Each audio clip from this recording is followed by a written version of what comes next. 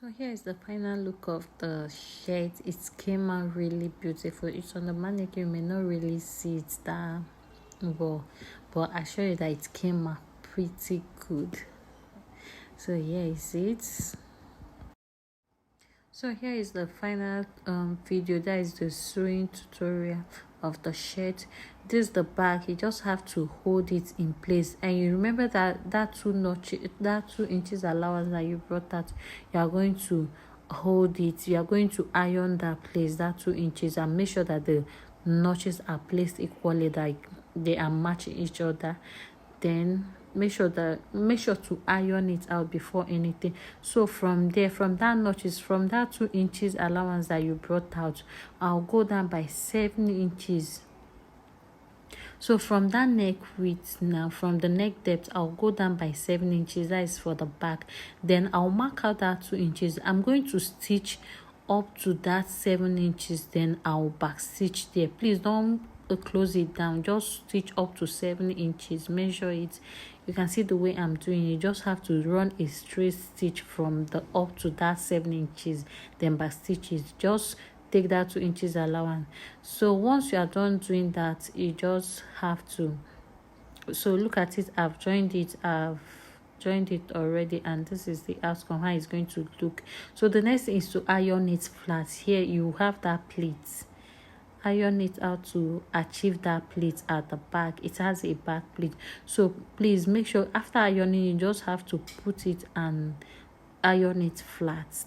You don't need to iron it all the way down, just iron it from that neck, from the starting to that place that is stopped. So this is how it's going to look. This is how the back is going to look once you have it like that. So the next thing is to join the shoulder, join the front shoulder and the back shoulder, then fold your button stand. I've gone ahead to fold my button stand. You know that remove 2 inches for the button stand, go ahead to fold that button stand.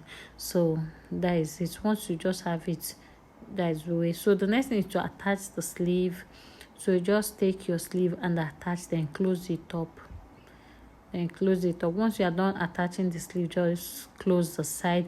But before you close the sleeve, you are not going to close it all through. Remember that shirts normally have this slits.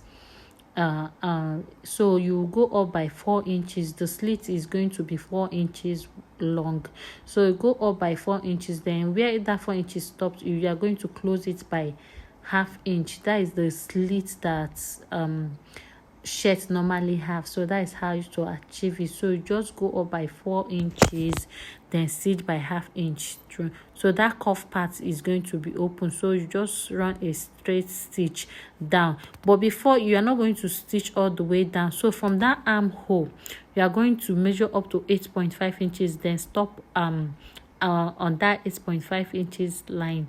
That is for the shirt. When you close the sleeve, you measure from your armhole up to 8.5 inches for the main shirt. So you are going to have it. I've done this already, so this is how it's going to look.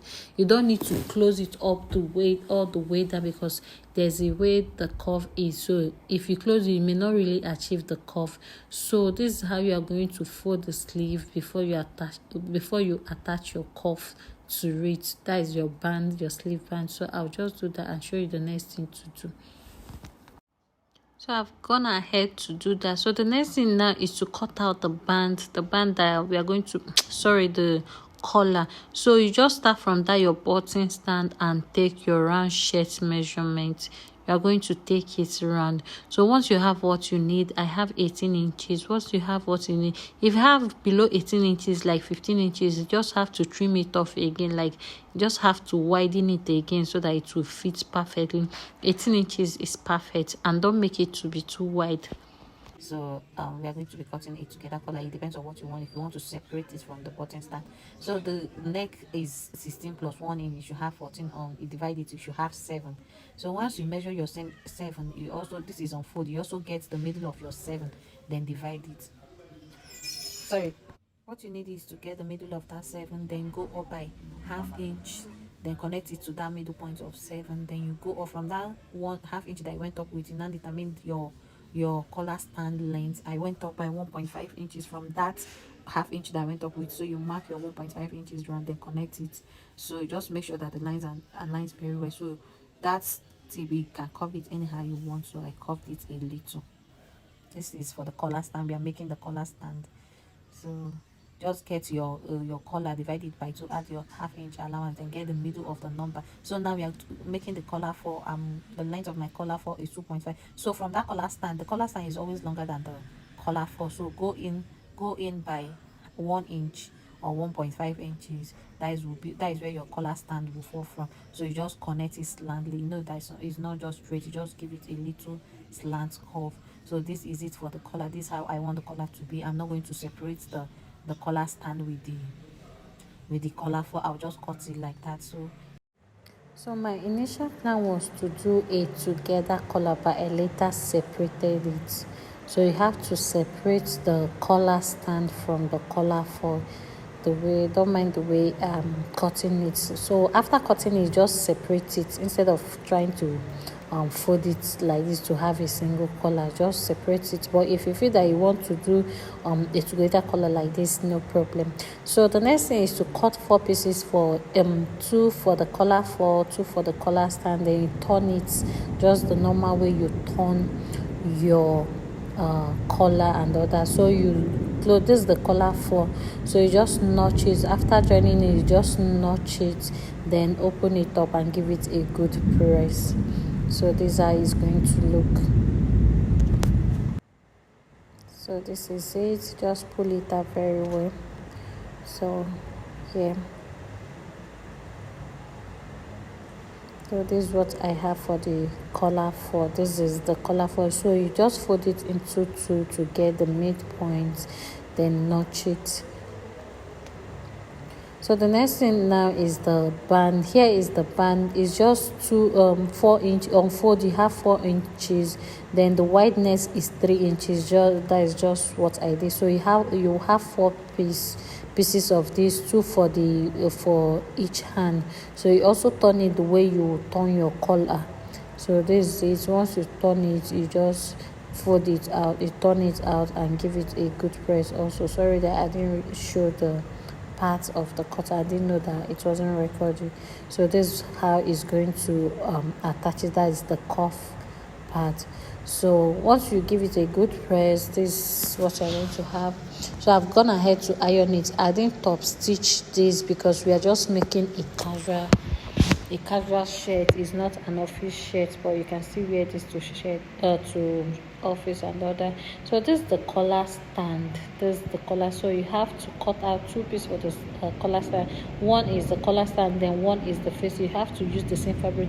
And if you're wondering, the part to attach to your shirt is the part that is not deep.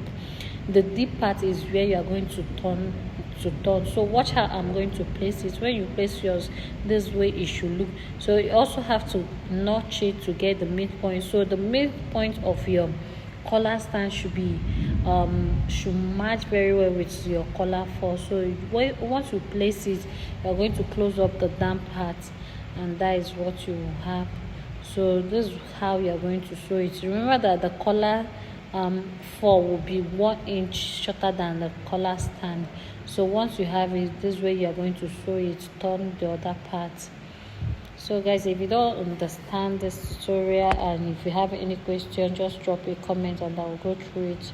So that is just it. So this is the way you are going to fold it. After turning it, you just have to give it a good press and fold half inch in, so it will be easy for you to attach. So the next thing is to get the sleeve. Once you are done folding the half inch, get the sleeve, get the midpoint. Also, you notch it. You also get the midpoint of your cuff and notches. So also get the midpoint and notch the both of them together. Then you place it. I like turning from the left part, so that when you flip it to the right part, you give it a neat stitch. This is the way I like turning it. So once I'm going to fold it in, I'm going to use the right part. So if you have any excess, because this is a baggy shirt, so you must have an excess. So if you have any excess, you just pleat it. I'm talking about the sleeve. you just split it. So the next thing now is to the top, how you're going to fold it. So I've gone ahead to stitch it. So but you don't need to have any this edges. If you have edges, it will like be really difficult for you to fold. So the thing is just to trim off any edges that you have there. Just give it a little curve. It doesn't have any edges, so you just trim off any edges, any this thing that will make the curve part not to come out very well. That's the circle part not to come out very well. You just have to trim it off. So look at the way I placed mine, and I'm going to just trim off that part that will not be needing. So this is the way, because I want it to come out round instead of four corners. So that is the way you should just trim it so that it will align with each other. And remember that the front back is longer than the front. So the next thing is just to overlock it. That is for the hem part. Overlock it and fold once, or if you don't have an overlocker, you can just double fold it, but it will not really give you that thing. So here is the color. I'm done